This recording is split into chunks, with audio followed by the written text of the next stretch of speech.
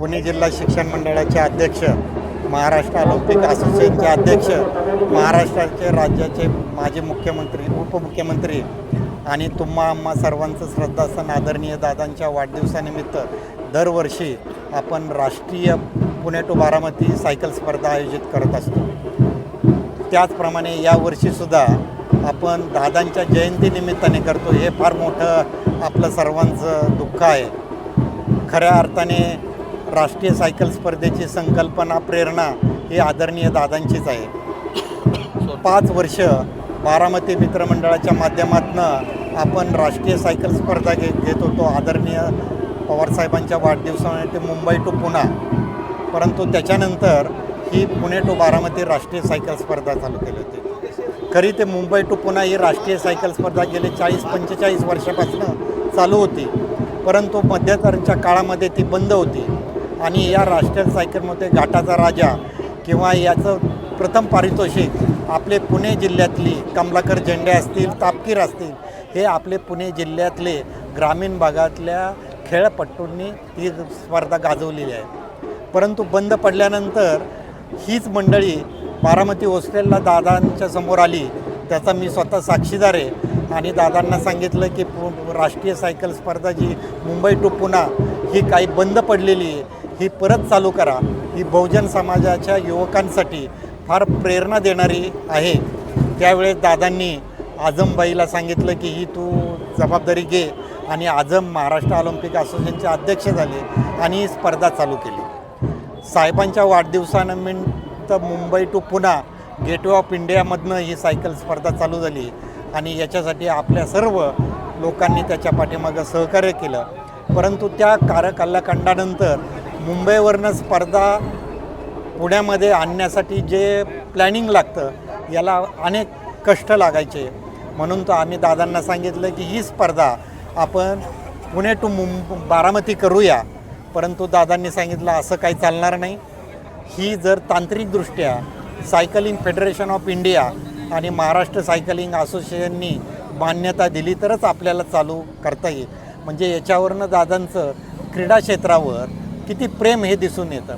कुणीतरी सांगितलं म्हणून नाही, परंतु तू नियमात बसली पाहिजे. फेडरेशनचे जे सायकलिंग फेडरेशन किंवा वर्ल्ड फेडरेशन सायकलिंग असोसिएशन आहे त्याच्या गाईडलाईन्सप्रमाणे झाले पाहिजे. त्याच्या पाठीमागचा हा हेतू होता. आणि त्यानंतर फेडरेशननी cycling Pune to Mumbai, Pune to Baramati याचं तांत्रिकदृष्ट्या सर्वे केला आणि ही त्याला मान्यता दिली. ज्याप्रमाणे घाटाचा राजा हे दिवे घाट आहे, एक घाट सेक्शन पाहिजे, 100 किलोमीटरपेक्षा जास्त त्याचं अंतर असलं पाहिजे. या गाईडलाईन्समध्ये पुणे टू बारामती सायकल स्पर्धा बसली आणि चालू केली. जवळजवळ हे संस्थेच्या वतीने 10वं वर्ष करतो. आणि त्या दृष्टिकोनातनं 14 राज्यातनं हे आंतरराष्ट्रीय राष्ट्रीय स्पर्धा पार्टिसिपेट होतात. त्याच्यामध्ये बिहार असेल, राजस्थान असेल, ओरिसा असेल, दिल्ली असेल, सेनादल असेल, एअरफोर्स असेल किंवा रेल्वे असेल, असे संघ त्याच्यामध्ये पार्टिसिपेट होतात. जवळजवळ 6 लाखांचे बक्षिसं आपण देतो. त्यांना उत्तम राहण्याची सोय, त्यांचा जाण्याचा खर्च आणि त्यांच्या भौतिक सुविधा आपण सर्व पुरवतो. म्हणून ही पुणे टू बारामती राष्ट्रीय सायकल स्पर्धा राज्यात नव्हे, देशात नव्हे तर जगामध्ये या स्पर्धेला एक वेगळ्या नजरेने आणि चांगल्या भावनेने पाहिलं जातात. या पुणे टू बारामती राष्ट्रीय सायकल स्पर्धेचा जागतिक वर्ल्ड मॅगझिन तयार होतं, त्याच्यामध्ये सुद्धा त्याचं कव्हरेज करण्यात आलं. ही म्हणून ही स्पर्धा चांगल्या पद्धतीने होते. आणि या स्पर्धेसाठी पुण्यातले असतील, सासवड असेल, जेजुरीकर असेल किंवा बारामतीकर या सर्व दादांवर प्रेम करणारी सर्व मंडळी त्याच्यामध्ये फार मोठं योगदान आहे. म्हणूनच ही चांगल्या यशस्वीप्रमाणे सायकल स्पर्धा येते.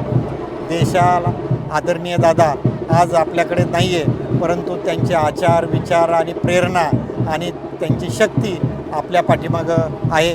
म्हणूनच आपण या गोष्टी करतो. पुणे जिल्हा शिक्षण मंडळाची जी प्रगती झाली ही केवळ दादांमुळे झाली.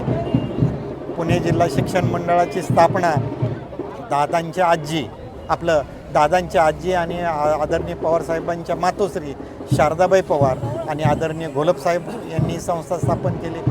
परंतु आज त्याचा वटवृक्षात रूपांतर झालं. विद्यार्थ्यांचा सर्वांगीण विकास होण्यासाठी आदरणीय दादांनी अनेक उपक्रम राबवले. त्याच्यामध्ये ॲकॅडमिक असेल, कल्चर असेल किंवा क्रीडा असेल, आणि यामुळेच आज आपले विद्यार्थी राष्ट्रीय व आंतरराष्ट्रीय स्तरावर एक नैपुण्य मिळवतात. ॲकॅडमिकमध्ये पुणे विद्यापीठामध्ये गोल्ड मेडल येतं. 10वी-12वीचा निकाल हा पुणे जिल्हा, पुणे विभाग आणि महाराष्ट्राच्या ॲग्रिगेटपेक्षा हायस्ट निकाल असतो. याचं श्रेय माझे विद्यार्थी, शिक्षक आहेत, परंतु त्याचबरोबर दादांना द्यावा लागेल, कारण दादांनी हे एवढं भौतिक सुविधा आणि चांगलं केलं आहे, म्हणून तर या गोष्टी आपण पाहतो. तर यामध्ये साधारणपणे किती स्पर्धकांनी सहभाग घेतलेला आहे? या राष्ट्रीय सायकल स्पर्धेमध्ये जवळजवळ 400-450 विविध राज्यातनं स्पर्धक पार्टिसिपेट झाल्यात. त्याचप्रमाणे जी MTB आपण जी म्हणतो Indian made cycle Saswad to Baramati आपण केली, त्याच्यामध्ये जवळजवळ 100 लोकांनी सहभाग घेतलेला आहे. त्याचबरोबर शनिवारवाडा टू हडपसर एक रॅलीचं आयोजन केलं होतं. या रॅलीमध्ये आपण सामाजिक बांधिलकीच्या जाणीवेतनं समाजाला काय प्रबोधन करू शकतो का, आरोग्याच्या संदर्भात असेल, ट्रॅफिक अवेअरनेस असेल, पर्यावरणाच्या संदर्भात असेल, त्या दृष्टिकोनातनं एक रॅलीचं आयोजन केलं होतं.